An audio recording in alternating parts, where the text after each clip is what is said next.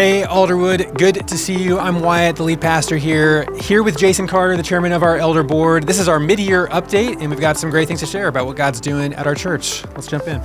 Yeah, I think I want to start by just saying we've been incredibly blessed to see that giving is up this year. For the last couple of years, if you've been following along, our attendance has grown considerably. And with that growth, we've seen kind of a little bit of a trailing lift in giving as well. And so if you've started recently joining in worship through the act of giving, we just want to say thank you. It allows us to basically meet the needs of bringing people connected to Jesus here at Alderwood. Along with that, while giving is up year over year, we also adjust the budget every year to be able to constantly adjust and meet those needs of our congregation. And we are just a little bit below budget currently. And so if you haven't yet joined us in the act of giving, we'd invite you to do that so you can worship Jesus and help us build towards the programs that give back to the congregation here at Alderwood. Yeah, and if you want to get into the numbers of that a little bit, every single week in our church email, we send out our budget numbers, not just for our general fund, but for our missions fund and compassion center as well. And so you can track that along with us. If you haven't signed up for that weekly email, I would encourage you to do it. There's a lot of great content there. You can get signed up on our website. Yeah, and as of filming this particular video update, we're in our first week of the campaign of sending a kid to camp. And after our first Sunday, we just want to say that we're incredibly amazed that you stepped up, and we have raised $13,000 to send kids to camp, which is incredible. For those of you who don't know, we're trying to raise more funds to be able to send more kids to camp. I think last year the number was over 500 people attended camps through Alderwood in some capacity, which is incredible. And this campaign allows us to send even more kids who maybe can't afford it to be able to spend time worshiping Jesus in an environment with other youth of their age. So it's incredible.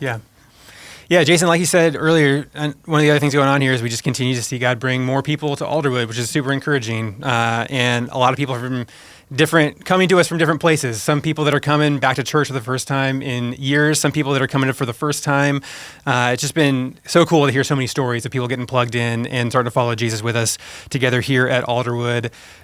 We had our biggest Christmas Eve services ever this last year. Over 2,500 people came and celebrated that with us. And that was a part of a new thing we did, launching a new Christmas Eve service on the 23rd, which was really well attended. Christmas Eve squared. Correct. Yeah, exactly. Great. And it was awesome to see that work and people come, and so grateful for that. We have another big service just around the corner. Easter is in just a few weeks here, and so I hope even now, if you're listening to this ahead of Easter, you just stop and say a prayer and just ask God to show you who He wants you to bring on Easter Sunday, a friend, a neighbor, someone you know who's not yet walking with Jesus, who needs to be encouraged by the gospel message this Easter and hear the invitation to follow Jesus. So that's coming up ahead. We're adding a fourth service on Easter at 12:30, so all our normal service times plus at 12:30. And if you can make that later day option work for you and create some space for people that'll be coming, that's really helpful for us. And speaking of making room, in addition to that 4 service on Easter, we launched a new service this year every Sunday. We've had 3 services for a long time: a classic at 8 and a 9:30 and 11 modern. And this year we launched an 8 a.m. modern as well as the classic. So there's 2 services happening at 8 a.m., 1 classic and 1 modern. And it's been great to see a number of our people come and check out that 8 a.m. It is such a great thing for people to choose to do that because it makes room for people who don't know our rhythms, who don't know our schedules, who are more likely to show up at just the 9:30 because it's convenient or the 11 because it's convenient. And we've had a hard time finding room. And so if you haven't considered that 8 a.m., I hope you'll consider joining us. We have breakfast at 8 a.m. The first Sunday of every month, so come join us for that. We've got kids ministry going every Sunday at 8 a.m. It's a great option for your whole family. And when you choose to make that move to get up a little bit earlier, you could be a big part of somebody coming and finding church community for the first time at Alderwood at those later services. So would love for you to consider that. And unfortunately, we have one piece of bad news as we try to make room for everybody. The biggest constraint we actually have right now is in our parking lot, more so than in our auditorium. And if you've been late to church lately, you probably know that because it was hard to find a parking spot. And so many of you have been parking in our JR parking lot off campus, making room for people. So grateful for that.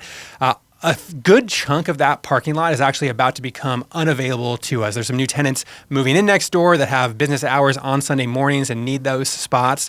And so we still have some parking available in JR, but if you've been one of those people helping us out, thank you for doing that. I just want to encourage you to go to alderwood.cc/parking to look at some of the other options that we have, because we actually do have plenty of offsite parking available that's just about as convenient as JR, but we are going to have to move around a little bit to accommodate those changes. And if you're hearing this for the first time, again, like one of the best things you can do to love some new people at Alderwood is to walk a little bit further on Sunday mornings and park off-site. If you're able-bodied, help us out, make room, and we'd love to have you join us in that. Yeah, and we really are thankful for JR Furniture for allowing us to use that space for as long as they have over the past several years. And we totally understand the fact that some new businesses are going in. So thank you for those of you who have been parking there.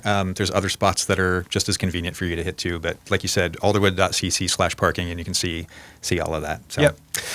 The other thing that we have right in the middle of going on right now is the position papers that we've been rolling out. So quick context refresh. In September at our annual business meeting, we rolled out the Essential Doctrine, which is a document that kind of articulates all of the core tenets of the Christian faith, kind of the main things. And the congregation, the membership here, voted to approve that and kind of make that official as our document of the things that we all agree are necessary for the Christian faith. As leadership here at Alderwood, we also felt it's really important to address a couple of topics that maybe aren't a part of the essential Christian faith doctrine, but are still culturally important. They're things that are surrounding us, things that are in our workplaces and our schools, and things that we, frankly, as a church need to provide clarity on. And so we call those position papers. There are currently 3 of them. There may be more in the future. They are human sexuality, human life, and then women in leadership roles. And we've rolled out 2 of those. You can see those at alderwood.cc/essentials. And along with rolling all of those out, we have Q&A sessions following each one, which has been honestly kind of a joy that you and I have been able to host kind of an open house for people to ask questions, seek clarity on certain things you may not understand, ask how we kind of arrived at the thinking for some of the position papers. But the idea is to provide clarity to the church on what is the church's position on these very important topics that they may be divisive, they may be heated topics, but they're important for the church to have a position on, but that aren't necessarily a part of the essentials of the Christian faith. And so we'd invite you to check those out, participate, come to the Q&A sessions, and ask us some questions. By the time you hear this, our first 2 will be out. And so if you missed those, you can engage with those online right now. And it's not too late to send us a question. We'd love to talk with you if you have any questions, concerns about those papers. But we still have 1 left. So on March 15th, our position on women in church leadership will come out, and the Q&A on that is on March 29th. And so I would love to have you join us for those. It really has been a great thing to engage together, and I've just loved the tone that is such a part of our church, which is that we love what the scriptures teach. We keep the main things the main thing. We don't compromise on the Orthodox Christian faith. And as we provide clarity on some other issues, we do so with open hands and with graciousness towards people who might see it a little bit differently. And so it's been cool to see the church reflect that reality. Yeah, absolutely. We love these mid-year updates. They're a lot of fun. Always do. Yeah. Good doing this with you. We'll do it again in a year. Yeah, see you in a year. I like it.